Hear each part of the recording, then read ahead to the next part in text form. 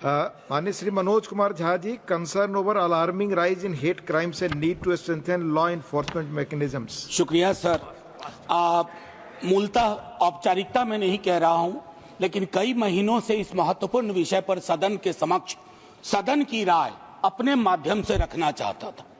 मान्यवर, आज आने से पूर्व मैंने एक किताब भी साथ में ली, mobilizing hate, the story of final solution.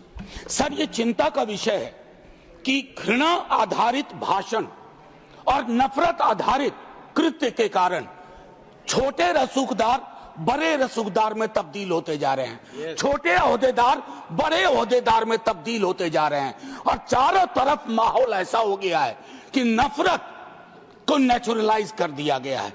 महोदय, जितने रेगुलेटरी मैकेनिज्म है, हमारे यहाँ रेगुलेटरी मैकेनिज्म है, रेगुलेटरी मैकेनिज्म इनएडिक्वेट है।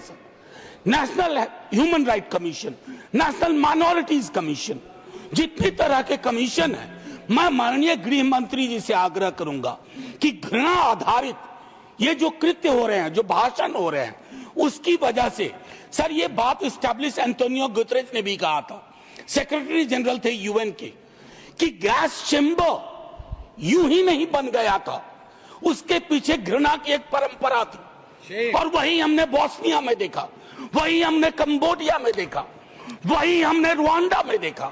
मैं अपने देश को उस फहरिस्त में शामिल होते नहीं देखना चाहता, मेरे कोई साथी नहीं देखना चाहते।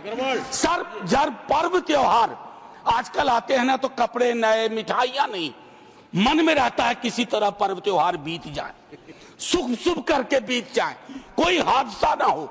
ये हमने अपनी हकीकत बना ली है। ट्रेजेडी कॉमेडी में तब्दील हो जाती है, और इतिहास के बासी पन्नों में घुस करके हम झगड़े कर रहे हैं। एक सिनेमा आता है और उस पर बाड़ों में बढ़ जाते हैं। सर, बस आखिरी टिप्पणी ये करूंगा, कुर्बतें होते हुए भी, माननीय सभापति महोदय, कुर्बतें होते हुए भी फासलों में कैद हैं, कितनी आजादी से हम अपनी हदों में कैद हैं। ये हद तोड़ने की जरूरत है। जय हिंद सर, शुक्रिया इस मौके के लिए।